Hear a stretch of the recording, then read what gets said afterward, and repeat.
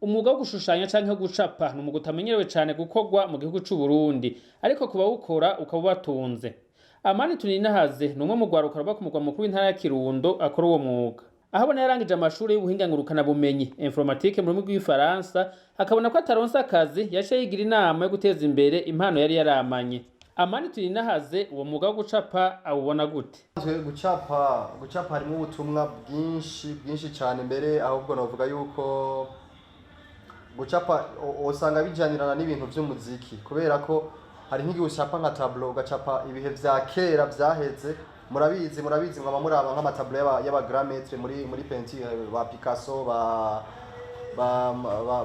Michelange, n'abandi barebare nyene baba metre muri peinture. Aracapa ugasanga ariko aracapa, dufate nk'intambara yabaye ahantu kanaka, wewe ukamenga uri kuri scene uriko urabona uko nyene vyagenze, ariko urumva kubera kujya kuntu ajya amaranga yafata akayagira agakora novuga scene, urabona nyene ko ari ikintu gitanga ubutumwa. Nk'amatableau kenshi je capa n'amatableau avuga ibintu vy'ikirundi, no kuvuga umuntu yinje ngahabona n'ingoga yuko ashitse ahantu havuga ibintu vy'Uburundi, ukabona umengo na ahantu kera cane gose. Donc biratuma ubona nakahise cyangwa ugashikenera kumenya mu Burundi uko bari babayeho kera, uko ibintu vyo byari vyifashe. Muri rusangi gucapa harimo ubutumwa bwinshi kubera urashaka no gucapa ikintu kanaka utarinze kuvuga, umuntu akaza akabona ibintu wacapse ivyo ari byo. Mu ntanga gitangura gukora umwuga wo gucapa, benshi ngo ntibamutahura.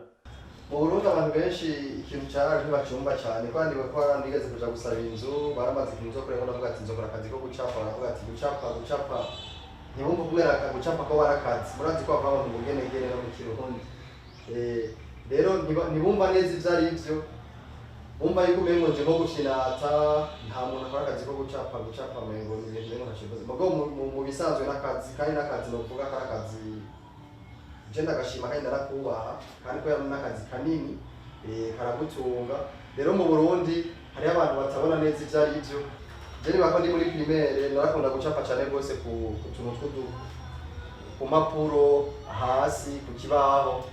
Ndibuka yuko n'amakaye y'amanota wasanga kenshi na kenshi nge nacapa hamwe nyene, baranankubita cyane ndo mwana muto mu wa kabiri mu wa gatatu, barakunda kunkubita kwa wasanga capa cyane gusumba kwandika gufata amanota.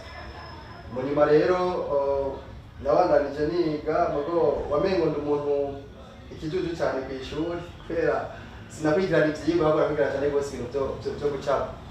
Bakabona ko meho naco nzovamo, nanje n'umwe nyene naco nzovamo, kubera nabona umengo natakaza umwanya wanje, kubera nabona nkurikirana ibintu ntivyambera cyane nk'ivyo gucapa. Amani Tuyininahaze umwuga wo gucapa uramutunze, umutungiye umuryango, ni nawo kandi umufasha kuriha amashuri ya kaminuza. Eka mbere ubwo bumenyi akaba amaze no kubusangiza n'urundi rwaruka.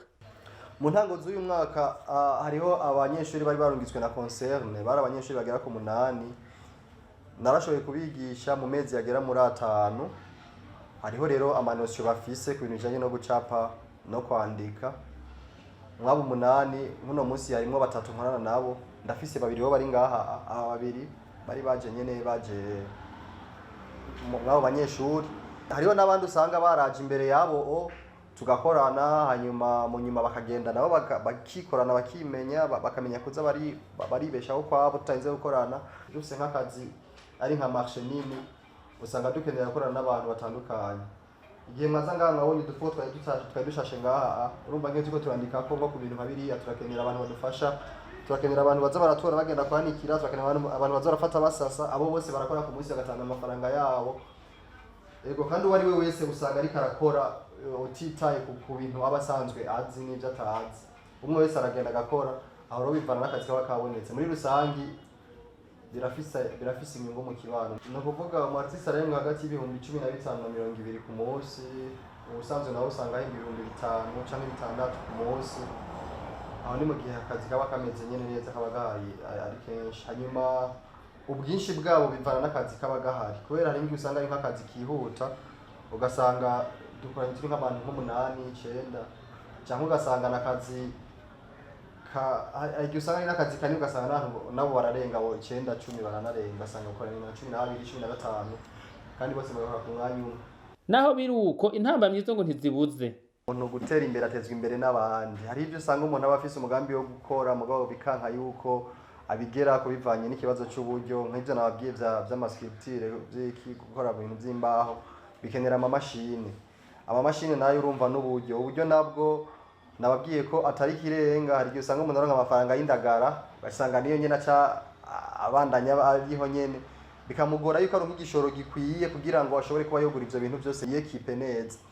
Rero muri make icyo novuga, biragoye ko uvuga ngo nkeneye ko womfasha iki, ariko birashoboka yuko umuntu avuga ati je mu byo nshoboye ndabona ko nogufasha nk'iki. Cyuma ndakeneye nk'ayo mamashine, mwabonye yuko mu byo nkora hari ibyo usanga nkenera gukoresha ibintu bya informatique, ndakenera nko ibintu bya impression nko ku muzu n'iki, ayo yose n'amamashine n'imitahe n'ibikoresho usanga bitaboneka.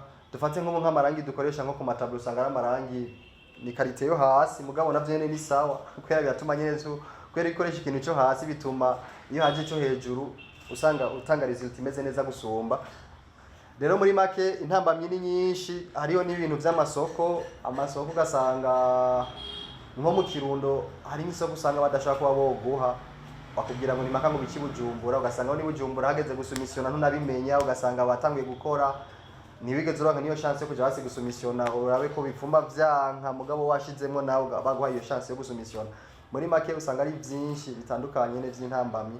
Amani Tuyininahaze ahana urundi rwaruka kuterera amaboko, kumenya ko isi ya none ari isi kurondera ibiguteza imbere. Hariho abantu mengo barasinziriye, niko novuga aba jeune ari ukungana mengo barasinziriye, ugasanga wavutse wanyu usanga byuzuye, ugasanga wavutse ujya gatatu kane ku munsi ugacubona umengo byose ni sawa, ugaca usanga ukuze wumva umengo byose bizoguma bimeze nkuko ni handi usanga weje nk'amashuri ugacuguma urindire ko baza kuguha akazi, bataguha akazi ugasanga kurata imiragwe ku bantu. Ariko mu isanzwe bakwiye kuguruka bakamenya yuko ubu isi tugezemwo ni isi y'ama innovation, ni isi yo kumenya ukungene wenyine utegereza kubaho, kubera ko nimba barakwigishije menya yuko ubwo bumenyi ufise udashoboye kugira icyo buvyaza ntabwo uzoba ufise mu bisanzwe. Kubera ko benshi baravuga ngo nta buzi buhari, mugo je sinumva nibaza ko ari nari nko gutinya nk'amayesheke, gutinya ko bona nigo, ariko mu bisanzwe ubuzi buruzuye, imigambi iruzuye myinshi, amafaranga Imana yarayazanye, mugo kungene tuza kwiyumvira ngo tuyakoreshe tuyarondere ibyo usanga bigoye. Rero novuga yuko ahanini kwiga no kumenya ubwenge no guca ubwenge no kumenya kubaho ata uri kurishimikiza ko cyane, ukamenya yuko burya bumenyi ufise utegerezwa kumenya ukungene nyene ubuvyaza umusaruro hanyuma ugakuramo ikintu. Ico gikorwa Amani Tuyininahaze akaba kimazemo imyaka 6 kuko yagitanguye mu mwaka wa 2014.